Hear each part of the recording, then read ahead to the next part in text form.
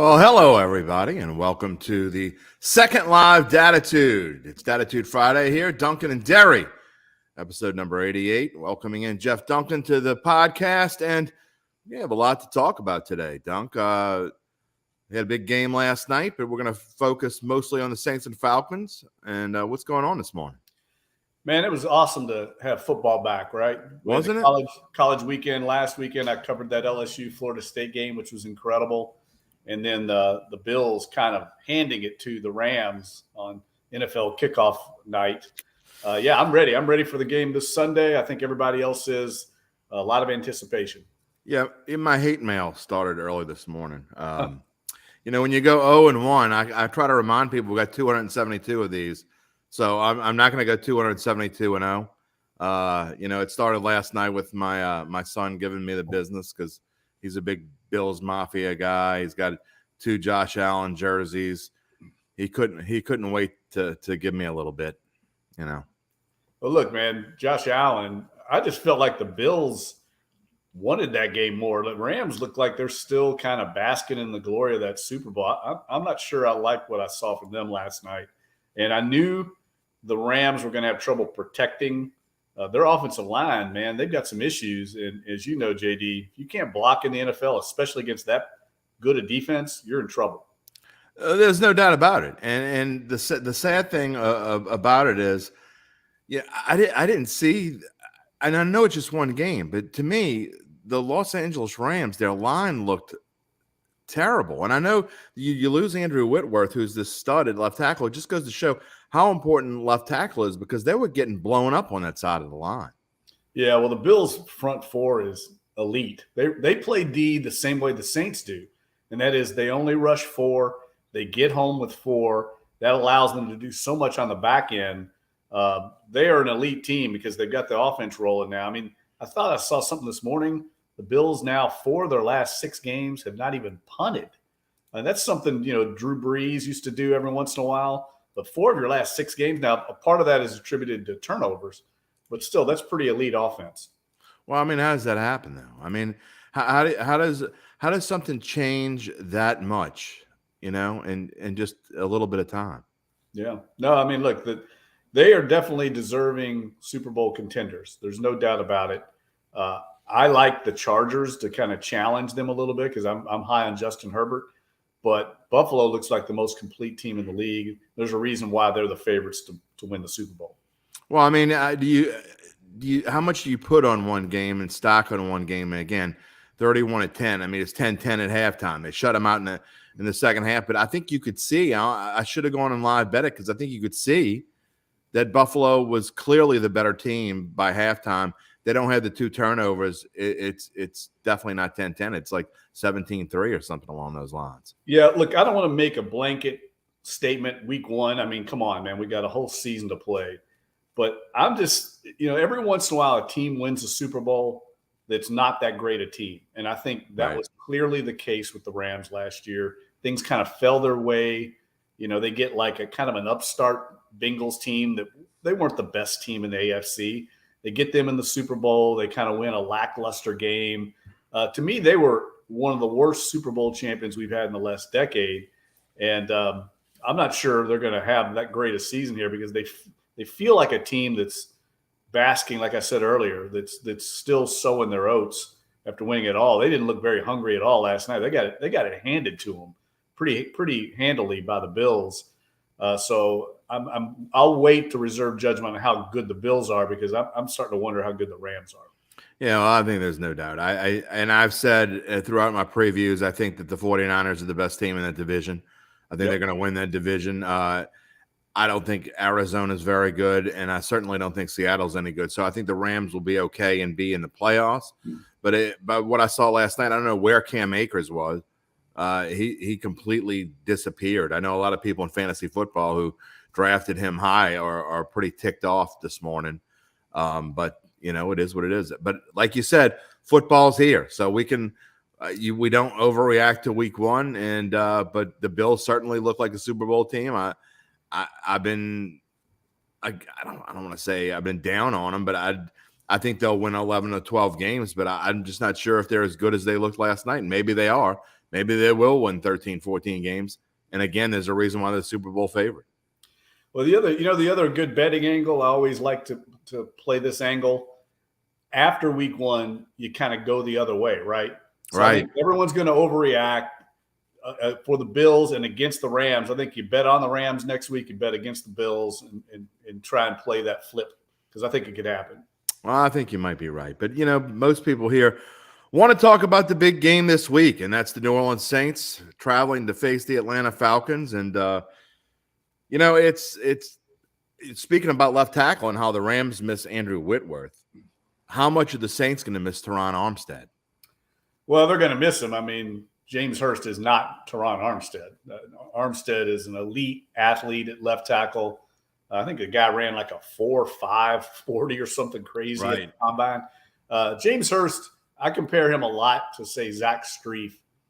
He knows what he is. He knows who he is. And he's going to play within his game.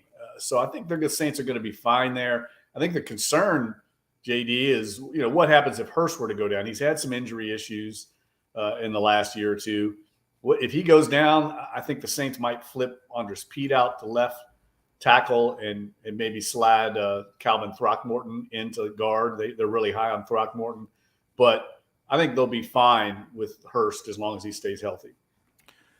I agree with you. And, we'll see whether Trevor Penning is able to play at all this season. It's just a little thin there if you're worried about that a little bit. But Saints Falcons this week, we showed the graphic of the line, and I think it's interesting that the Saints on the road in week one, a 5.5-point favorite. We'll get to our predictions at the end of the show, but I understand Atlanta's coming in and Marcus Mariota, no more Matt Ryan, and a lot of people predict the Falcons to win 3 or 4 games. I'm one of them. I think they're only going to win about 4 games, but still, you're going on the road against a rival, and I just don't think it's going to be as easy as everybody else thinks it is. I'm opposite you. I think it's going to be really easy. I just think the Falcons are one of the worst teams in the league. I don't think they're very talented. I think they're not tanking outright, but they're building for next year. And I think their draft next year is going to get them the quarterback that's going to be their franchise player, whether it's CJ Stroud or Bryce Young or somebody of that caliber. This is a transition year with Marcus Mariota. Maybe Desmond Ridder pans out, but they're really. We talked about left tackle. If you're going to have concerns, this is one team you want to play. They have no pass rush whatsoever. There's no elite player there for James Hurst to have to deal with. Name me somebody on that defense that scares you other than Grady Jarrett. I mean, this team, talent-wise, cannot match the Saints. The only way I think they'd have a shot is if the Saints overlook them, and that's not going to happen in week one when you've got a hungry Jameis Winston coming off injury, a hungry Mike Thomas hadn't played in 2 years. I mean, you got guys like Tyrann Mathieu they're going to want to show out. To me, this is the week that the Saints, you're going to get the A team from the Saints. That's bad news for Atlanta. If you're watching on Facebook, you can post a comment and it'll show up on here, and we'll post your comment on the screen. If you're watching live on Twitter, you can send me a comment at Jim Derry Jr. on Twitter, and I'll be happy to if you got a question for Dunk or you just have a general comment, or if you want to send me some more hate mail because I haven't got enough of it, feel free. jderry@theadvocate.com as well. We'll be able to read your comments here in the air. I have one from Uncle Big Nick, my Thursday partner, my betting partner, Pixie Dust Thursday. He says the Rams play the Falcons next week, so after Atlanta beats the Saints, they'll be due for a letdown in LA. Oh gosh, that would. I will say this: if Atlanta does beat the Saints, go against them next week against the Rams. Go against them next week. Yeah, that would be the greatest bet of all time, I think. Well, I mean, we showed up on the screen the odds, and it's the money line. If you want to bet on Atlanta, there you go. You got to bet $100 to win $192 if you think Atlanta's going to win straight up, or you can take Atlanta with the 5.5 points at -110 if you want. Now, if you want to bet on the Saints, conversely, if you just want to bet them to win the game, you got to bet $235 to win 100. So that's where the spread is, and then the spread's 5.5. giving up 5.5 points. Again, we'll get to our predictions in a little bit, but that's a big spread for an opener. I have a stat for you, and I know how much some people roll their eyes at certain stats.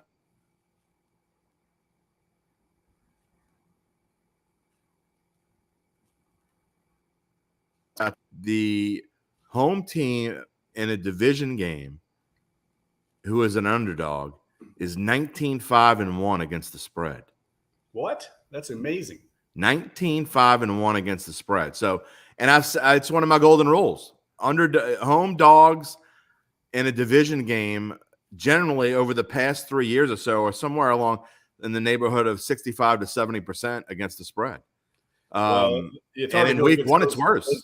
Those numbers are strong, man. That's and look, I know everyone thinks with their heart and on times like this because of the Saints, but if you had to make a bet on a game like this, I would go under because I feel like the total. I don't know how the Falcons are going to move the ball consistently against the Saints defense. Maybe Marcus Mariota does a lot of RPO, JD. They run the ball a little bit, try to keep them off balance, but that's just going to churn the clock. You know, the clock's going to keep rolling if they're running the ball. So to me, that seems like the play. I'm with you a little bit. I want to say the Saints are going to roll, but 5.5 against a division rival when they have hope right now. You know, they're going to be fired up. That's a pretty big number. All right. At the end of the show, we are going to give our official score predictions. We're going to save that for the end, but I think you see where myself and Duncan are both thinking. Dattitude Friday here, live on Twitter and on Facebook and on YouTube. As a matter of fact, we're trying to get to more platforms. We're working on it. We're just getting started here. Dunk, what do you think going into the week? It seems like under Dennis Allen, his first game as head coach again. I mean, he was head coach with the Raiders for a little bit. First game as head coach here, taking over for Sean Payton. You can go through the practices in the preseason and all you want, but what are the butterflies you think are going to be like for him when he gets out there? And this is for real. You know, I don't think he'll have them, to be honest with you. I mean, this isn't his first rodeo. He coached, as a head coach in Denver. He had a little trial run last year in a huge game against Tampa Bay on national TV and passed with flying colors in that performance. So I'm not worried so much about him. I'm not interested to see Dennis Allen. I'm a little more intrigued to see Pete Carmichael with Jameis Winston. Yeah. See how aggressive he is throwing the ball. I think one thing I've alluded to it before with you, Dennis Allen's going to be a little more conservative than Sean Payton as far as like those situations are concerned. 4th and 1, 3rd down and deep in his own territory. He's not going to be as aggressive as a head coach as Sean Payton was. Few people are. But I am interested to see, are they going to really attack vertically this year? They haven't done that in the last few years. You've got a guy, I mean, there's few people in the league throw a better deep ball than Jameis Winston. Now they've got some threats with Chris Olave and obviously Deontay Hardy. They should be able to get deep against teams and strike with a quick strike. We haven't seen that in this offense. So that's kind of the stuff I want to watch on Sunday. You talk about Jameis, and obviously he may have some butterflies. He hasn't played in 10 months now. Yep. So, and he's going to go out there, and I think he still has a lot on his shoulders, and I think he realizes that he's taking over for Drew Brees. I know it's been over a year, and he has known that this was his team for a while now, but still coming in, Dunk. I think that we saw him last year, and it helped obviously that the Saints rolled, and it was a lot easier against Green Bay last year. They got off to that hot start, and they just never looked back, and the defense helped them out a whole lot. But when you have this much time to think about things and you're worried about your knee and all these different things, I think Jameis is going to have as many butterflies as anybody. Well, he knows this is a big year, and I hope, I shouldn't say I hope, but if he starts putting pressure on himself, that's going to be the worst thing that can happen. He just needs to let the game come to him. If the Saints get the Jameis Winston that they got to start last season, right? They're going to be fine. That's all he needs to do. He doesn't have to be a superhero to carry this team. They're good in so many other areas. As I wrote about this past week, I mean, he just needs to be like Ryan Tannehill.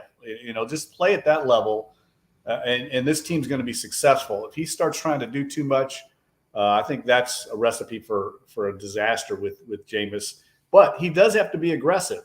If he throws a few picks, that's okay. I mean, you can't play conservatively either at that position. You've got to take some risks. I mean, Aaron Rodgers does, other quarterbacks do. I think it's just when do you take them has to be calculated.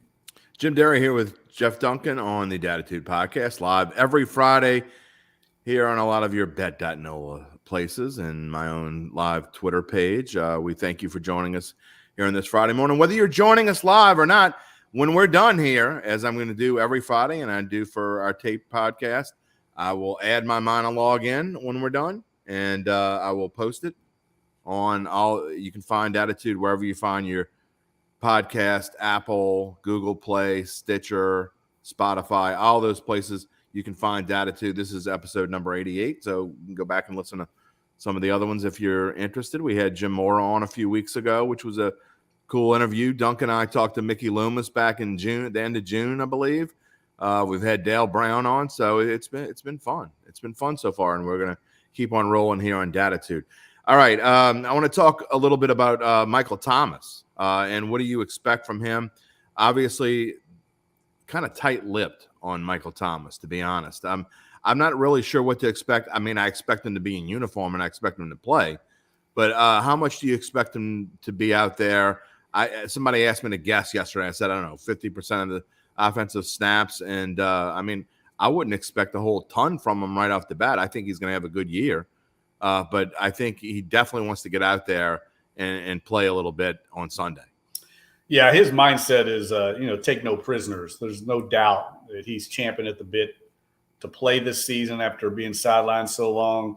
But they're taking it slow with him, and I think rightfully so. I think Dennis Allen is going to be a little more conservative with these guys than maybe Sean Payton was as far as coming back from injuries, giving them rest. A guy like Marcus Davenport, I think, is going to be very similar.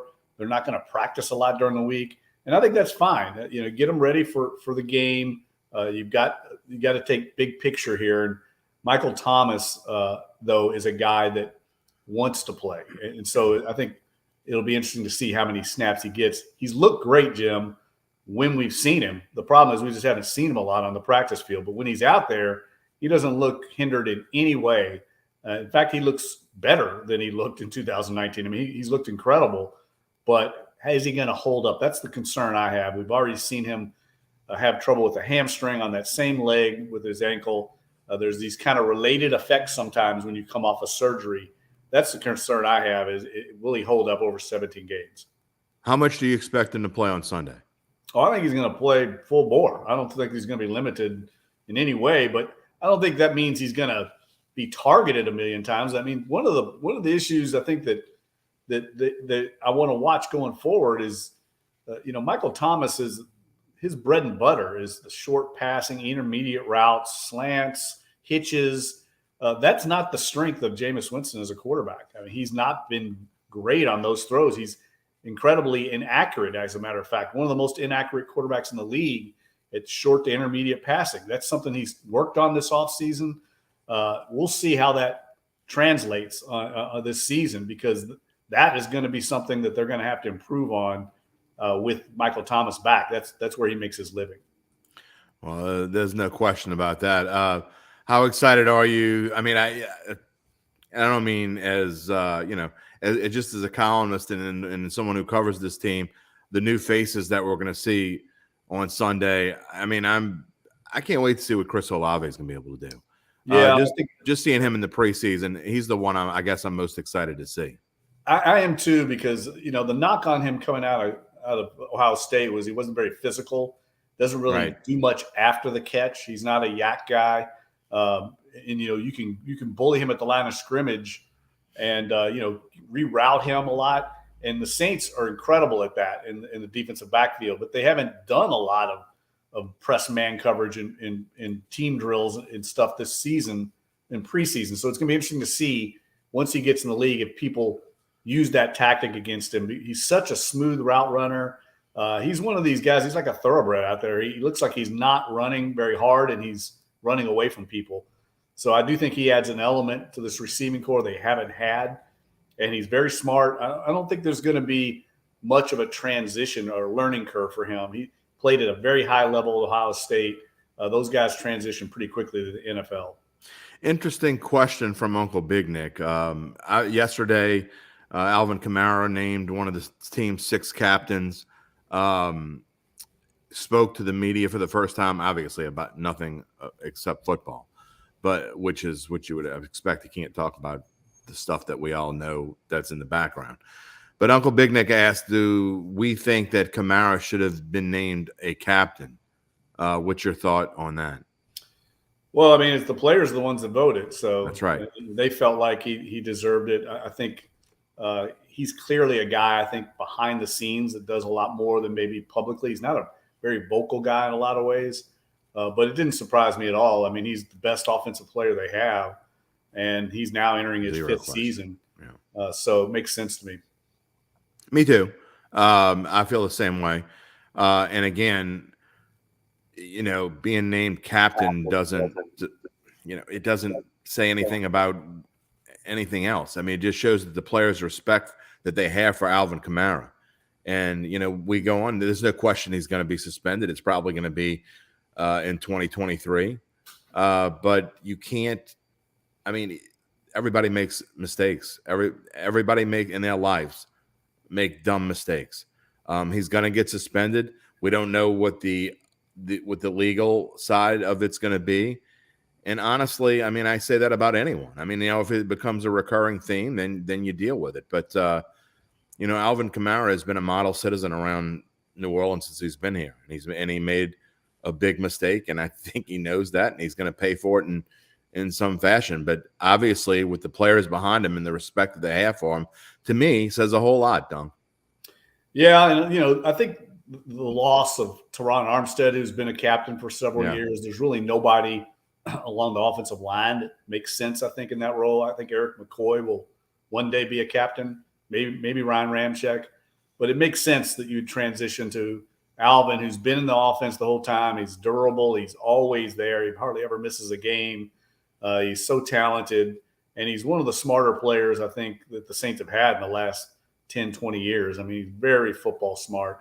So I could see why they would elect him, as opposed to even like Mike Thomas, who's obviously talented, been on the team longer, but has been off for the last couple of years. And as talented as Mike Thomas is, never been really a rah-rah leader guy. He's more of kind of a loner kind of guy, and I think he's working on that. He's been asked to do more as far as leadership goes by Dennis Allen, and I think he is trying and making strides in that department, but not there to say the level of Alvin Kamara yet.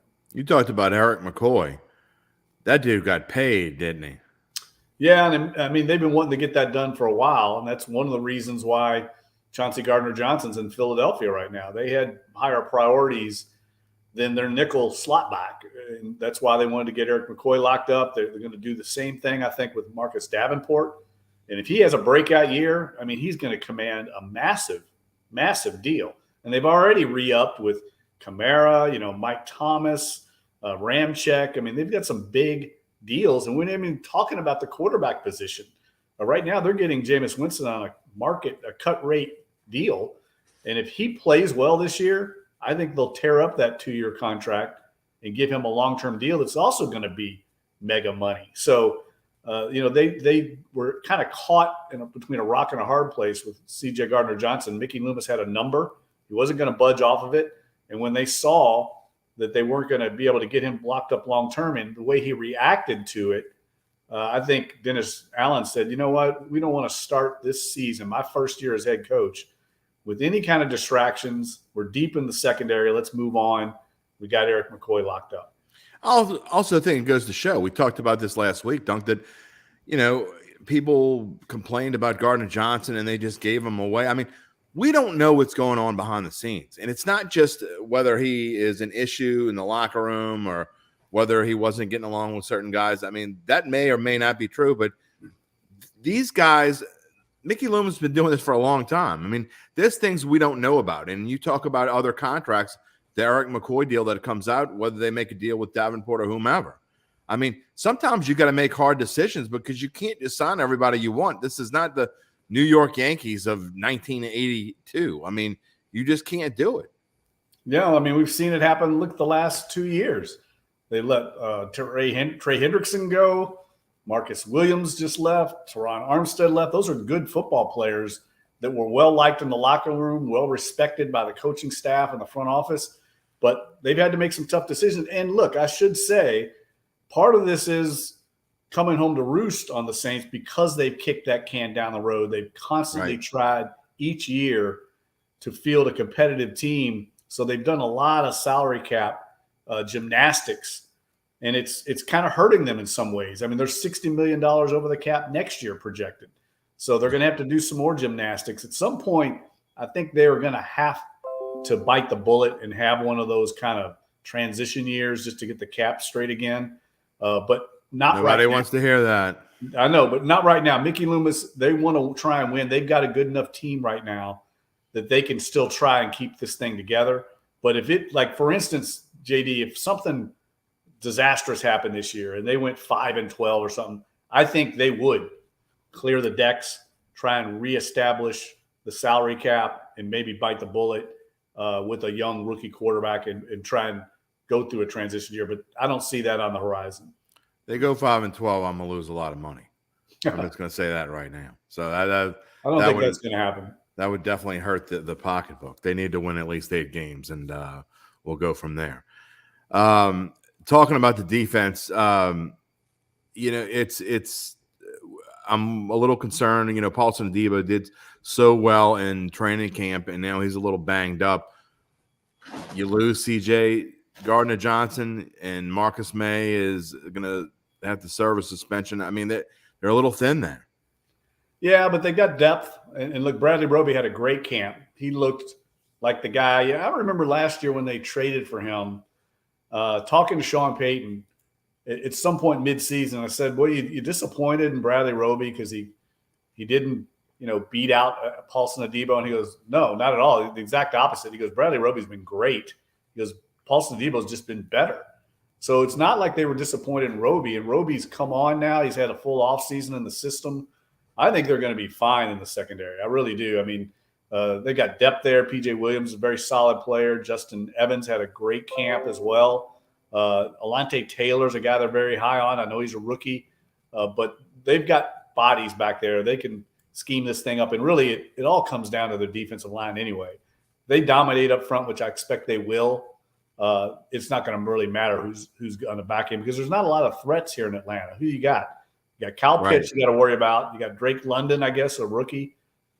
I don't see this week as being one you need to worry about the second. No, Kyle Pitts is a beast. Well, no doubt, but they'll have a plan for him. And the Saints had issues with Zacchaeus last year. So, we'll see how that works out. You had Matt Ryan throwing to him, I'm not sure Mariota is skilled a passer. He's a better athlete than Ryan. If I had any concern, it's Mariota's, mobility. We've seen that the Saints struggle with that in the past. They only rush 4 most of the time. They don't blitz very often, allows them to do so much on the back end. But they just got such a decided advantage, Jim, offensive line versus the Saints defensive line. I just can't see over 4 quarters how they're going to hold up blocking that Saints front. What was it, 5 or 6 years ago when Mariota was quarterbacking the Titans, and I think they were like 1-9 or 1-10, and came into the Dome and Mariota beat them? You remember that game? Yeah, I do. He's not bad. He kind of reminds me a little bit of Jimmy Garoppolo, and not quite as talented a passer, but he can make all the throws. There's a reason he was drafted number 2 in the whole draft. Great guy. Like everyone you talk to talks about what a great person and leader he is. He's just not that talented, and so the Saints should be able to get after him. The Falcons have had problems up front for years. I've talked to Jeff Schultz, my colleague he's at the Athletic now, used to be at the Atlanta Journal-Constitution. I used to always ask him, I couldn't understand it, Jim. When you had a quarterback like Matt Ryan who can make every throw in the book when he's got time, you've got to protect him. They should have invested in that offensive line years ago. Matt Ryan can sling it. I've talked to Drew Brees Drew Brees is a pretty harsh critic on other quarterbacks. He loves Matt Ryan. He's always thought he was extremely talented, always felt like he was an elite. Because they're both old. I know, but he's just not very mobile. So you got to, you know, right, what you got when you're the front office and the coaching staff. You got to protect him, and they've never invested, at least not very wisely, in the offensive line. And I think that's still the case. So we'll see how it plays out. I have never been a Matt Ryan fan, but I will say this: what the Falcons did to that dude was just, wrong. I mean, I'm going to try to be as nice as possible. I mean, you don't treat a guy that has been your franchise for 15 years or almost, and you don't even tell him. You just go and make the move that you made. Look, he's better off in Indianapolis. There's no question, because I think Atlanta still, instead of being maybe a 4-win team or a 5-win team, I think maybe they're a 5 or 6-win team with Matt Ryan. So I don't think they did him a favor by going to Indianapolis, where he could go to the playoffs and maybe finish out his career the last 2 or 3 years or whatever he's got left and go to the playoffs, and have maybe the number 1 fantasy running back in football. But what they did to Matt Ryan, I think, was awful. Well, they definitely kind of botched the whole Deshaun Watson thing. There's no doubt about that. I do think once that fell apart, they did right by him. But they sent him to a good organization, a really great offensive line in Indianapolis. Like you said, a great running back. I think he's going to thrive there. I think they're a team to watch. That's a bad division. I think they could easily win that division. Thrive is a strong word.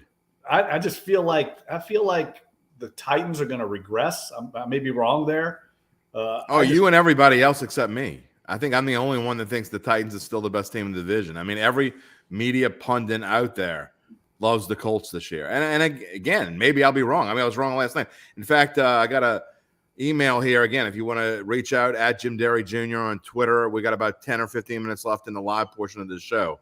Or you can put it in your memory bank and use it for future live Friday shows. But at Jim Derry Jr. on Twitter, at jderry@theadvocate.com is my email. I got a message from Jacob Long along with my other hate mail. Again, I wasn't going to go 272-0.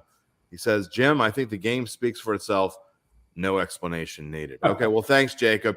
If I next Thursday, make sure you text in. If I get Thursday right next week, I want to hear from you. And then I got another a message from Justin Bracey on Facebook that told me, that said, I knew I was good. He had a ticket of his bet on the Bills last night and said he knew he was good when I picked the Rams. So we appreciate the love. Keep it coming. Jeff, we love hate mail as much as we love anything else, right? It means they're paying attention. Yeah, don't hold your breath waiting on somebody to tell you you're right on something. People love to point out when you're wrong. I mean, I always tell people, I've got a go-to thing now. I pull out on social media the Michael Jordan quote about how many game-winning shots he missed in his career, how many times he failed in the key moment, but he kept taking the big shot because that's how you succeed in life. That's my go-to now. It's my go-to to the trolls, because as soon as you make a bad call, like we all know, I said Sean Payton was going to be here this season. I've heard about that. So I'm not going to ever live that one down. But no one's going to point out when you're right. It's part of the business. But again, if you got trolls, it means people are paying attention. So I guess it could be a worse thing. You can hear nothing ever, and that would probably You want to be irrelevant. That's the worst. Well, I don't even know if I'm relevant in my own house, Dunk. So I live in a house with 3 females. I guarantee you, I'm ranked 5th. It's the 3 females, the dog, and then me. So that's where I rank in this house. Well, it is what it is. All right, we got about 10 minutes left. I do want to get to some more of our predictions. Don't want to give your score just yet, but what about the Saints? Do you think that, and I know a lot of people, I've got a bunch of messages on our Bayou Bet show, had people saying it was going to be 40-10, 35-7, stupid stuff like that. It's not going to be that, okay? The Saints, I'd be shocked. I mean, and I'm not kidding. I'm going to be shocked if the Saints score in the 30s. So right there is, I think, the ceiling on this team in this game is somewhere around 27, 28 points. I think the defense will play well. I love the under in this game more than I like the fact that I'm taking the Falcons. I think I made it clear that I'm taking the Falcons plus 5.5. I think the Saints will win the game, but I think it's going to be tight to the end. I know you think opposite, but what are the keys for the Saints in this game to beat the spread, to have everyone feeling great about this team going into Monday? Well, I think number one, the offense, they've got to be able to run the ball, and I think they will. I think they're going to lean on that running game, that good offensive line. Alvin Kamara's looked great in camp. If they can't run the ball on this Falcons defense, I think that is not going to bode well, because I don't think you want to have Jameis Winston dropping back, especially as he's coming in his first game on that knee. I think this passing attack is going to take a little while to find its rhythm. There's a lot of new parts there. He and Mike Thomas have not played a lot together, in live NFL action. So I do. Chris Olave is a rookie. I just think it's going to take a little while for the passing attack to find its groove. So while that is developing, they've got to be able to run the ball. And I know Dennis Allen wants to run the ball. So to me, that's number one, run the ball. I thought that was a key for Buffalo last night. I mean, they were running 5-6 yards a carry. No question. Right away, I was like, well, this isn't a good sign for the Rams if they can't stop the run. Same thing for the Saints. I also think the Saints have a huge edge in the kicking game. I know that the Falcons have a great kicker, but so do the Saints. But the Saints, with Blake Gillikin, they're going to be a lot like those old Jim Mora Saints teams, the Dome Patrol team. They'll be better offensively. They'll be more creative offensively. But they're going to win games with that kicking game, great field goal kicker, good rushing attack, and a move the chains offense. I really think people have gotten too caught up in the Saints, new receivers, and they're going to be this wild, the days of the Drew Brees, Sean Payton scoring 40 a game, lighting up the scoreboard. I just don't think that's the way this team is going to play. And hence, I'm going to like a lot of unders in Saints games. And again, I'll put the thing back up there.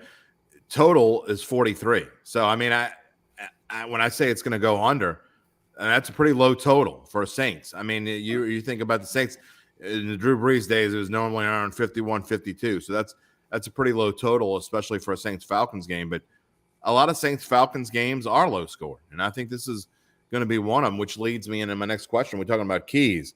The defense, Dunk, is going to have to find a way to contain Mariota and keep him from being able to scramble around. Not that he's Josh Allen or anything like we saw last night, but he has proven before that he is able to move with his feet and get around. The edges are going to have to find a way to contain him so the linebackers and Demario Davis can do their job. I'm not as worried about the secondary, but you got to be able to contain Mariota, and you got to limit Cordero Patterson to, I think, 80 yards or fewer. Agreed. And look, they got to have a plan for Kyle Pitts. That's one thing I do want to watch is, in the past, that would have been Malcolm Jenkins or C.J. Gardner-Johnson. They drew a lot of tight end assignments the last couple of years. Who's going to get that role now? Who's going to play that role on Kyle Pitts? I mean, he's something of a freak. A guy that big, that tall, that rangy, and that fast. Yeah. It's a tough matchup for them. There's no doubt. But I'm sure Dennis Allen and his staff have a plan. I mean, this is a guy you can kind of focus on because there's not a lot of threats outside of him. I know Drake London is a highly regarded prospect, but he's had some injury issues himself. But they do, if you give Mariota time, I mean, he's an NFL quarterback. If he can extend plays with his legs, guys are going to get open. So I think you're right on that. They've got to be able to keep him in the pocket. Fantasy-wise, I think Travis Kelce and Mark Andrews are better tight ends. But in the real world of football, I mean, I put Kyle Pitts up there with anybody. I think he's and already only in his second year. They just couldn't get him the ball last year because he was double-teamed so much. And I know Matt Ryan tried to. And he may be in the same situation again because, like you talk about, Drake London and Russell Gage is gone now. So, I mean, their receiving core is even, more shallow than it was last year, I think. So you're going to have to find a way to double team that guy because he is just, like you say, a freak of nature. That's exactly what I call him. That dude, to me, might be the best tight end in football. A funny story. I remember 3 years ago, it might have been, I can't remember exactly how long ago it was. LSU had just beaten Florida. Yeah. We were at Coach O's press conference, and Kyle Pitts had a couple of big time plays. I really didn't know much about Kyle Pitts. I think he was still like a redshirt freshman or a sophomore. But I remember Coach O pointing out and saying that's a pretty good football player. But, because everybody was saying, well, how is this guy getting open? And, you tend to look through the prism of your own team. And LSU fans were wondering how this tight end was lighting him up. And he goes, well, that guy's pretty good. And now we see how good Kyle Pitts is. And that was early in his career. And I remember kind of keeping track of him after Coach O pointed him out. If he can even be good when Kyle Trask is throwing to him, then he can be good in the NFL. Yeah, look, he's probably the fastest tight end we've ever seen in the NFL. Can they get him the ball? I mean, they're going to try. Arthur Smith's a very creative play caller. He's going to lean on Kyle Pitts as much as he can. He's their main weapon, but Dennis Allen knows that, and they're going to try and take him away. I mean, that's what Sean Payton used to always say. That was a Bill Parcellsism. You take away the right hand and make the team play left-handed. That's what they're going to try and do. All right, it's coming to that time of the show when we're going to give our score prediction and see how close we are. Well, maybe I'll keep track. Maybe I won't. We'll see how it goes. Again, over-under is 43. It was 42.5 early in the week, so it's ticked up a bit. That means people were betting on the over. Also, the Saints, the look-ahead line on this game was 3. You could have got this game at Saints -3 about 2 months ago. It started the week, I believe, at 5 and is now 5.5. So everybody's betting. Well, I'll say everybody. The vast majority of the public is betting on the Saints spread-wise, and they're betting on the over. Mr. Duncan, what is your final score? I'm looking it up right now in my crystal ball column, which runs Sunday, JD. I want to get the exact score. I think I picked it low scoring. Yeah, I picked 26-13 Saints. That sounds about right to me. All right. I see some field goals in the Falcons' horizon. I just can't see them scoring very many points. But interesting enough, though, we talked about this being a low-scoring game in the past. The last two meetings last year were both pretty high-scoring games. Now, that was with Matt Ryan, and if we all remember, the Saints' defense really laid an egg in that game. Yep. In the Superdome. I mean, Matt Ryan lit them up. He had his best game of the year, and that's really, in my opinion, can't happen this year with this Saints team. They can't afford those defensive lapses. They've got to be able to shut down teams like the Falcons, and I think they will in this one. Dunk says 26-13. Uncle Big Nick says, don't worry, all of us haters will keep track. So he's a big 49ers fan. All right, it's time for my pick, and if you've read my NFL picks column, you know what I think. I think it's going to be a tight game. I think it's going to be a hold your breath kind of game. I think it's going to be one of those ugly wins for the Saints where you have all the black and gold Houdat fans out there who were screaming on the top of their lungs the Saints are going 15-2. Those same people on Monday are going to say, oh, they're going to go 7-10. You can't beat the hell out of Atlanta. What's going on? It's Atlanta. Atlanta always gives this team trouble, even when they're good. I mean, more often than not, this is a tight game. I don't think this one's going to be any different. I think Jameis is going to have to shake off rust. I think it's going to be a butterfly game for Dennis Allen. I think the Saints will find a way with Will Lutz. I agree with Duncan that there's going to be a lot of field goals. I got New Orleans 22, Atlanta 19, and a lot of sweaty palms going on Sunday around 2:55 p.m. Hey, one last stat for you, JD. This speaks to your point about this always being close. These two teams have played in the regular season 105 times. You know what the series is now? Atlanta 53, New Orleans 52. The Saints can tie the series with a win for the first time since 1969. That's unbelievable. They've never been tied. The Falcons have always owned the series edge since the very beginning. The Saints won the first game in 67, and then the Falcons reeled off about 5 in a row, and they've had the edge in the series. The Saints could have tied it last year, but they laid that egg at home like we talked about. And in underscoring that point of how close it's been, the total difference in points scored in those 105 games is only 82. So if you think about it, that's less than a point a game differential in points. So more often than not, this is a close game. You gave me fodder for my trends column, which will come out Sunday morning. So that's definitely something that will be in there. And also, when you said that they played 105 times and asked me to guess what the record was, I'm glad you answered it before I did, because I probably would have had some numbers that did not add up to 105 because my Shaw math skills are very limited. I need Excel, and I didn't have time to go into Excel and use my calculator. So I appreciate you answering that. Any final thoughts before we depart on this Friday morning? No, looking forward to it. If the Saints lose, we're going to be in full-scale crisis mode here. Oh, yeah. It'll be worse than the LSU game for sure. So I would expect the Saints to get a victory on Sunday. Derry's dime will not be pretty on Monday morning, and Doug Mouton is my guest Monday, so that'll be nice and ugly. Yeah. I mean, at least you know LSU is going to win. Well, you think they're going to win. They're playing Southern. I think they bounce back pretty quickly. 20 seconds. Go for one or go for two? LSU. I would have gone for two, I think. You would have. Florida State was reeling there. I mean, Florida State botched the end of that game. Let's make no mistake. They did everything they could to give that game away. I would have gone for it there. But I don't think he had a lot of confidence right then in the play call. I think that had more to do with it. I meant to bring that up earlier. Zach Ewing and I had a huge debate, if anybody hasn't seen it, on Bayou Bets. It was pretty fun on Monday morning. Well, no, I guess it was Tuesday.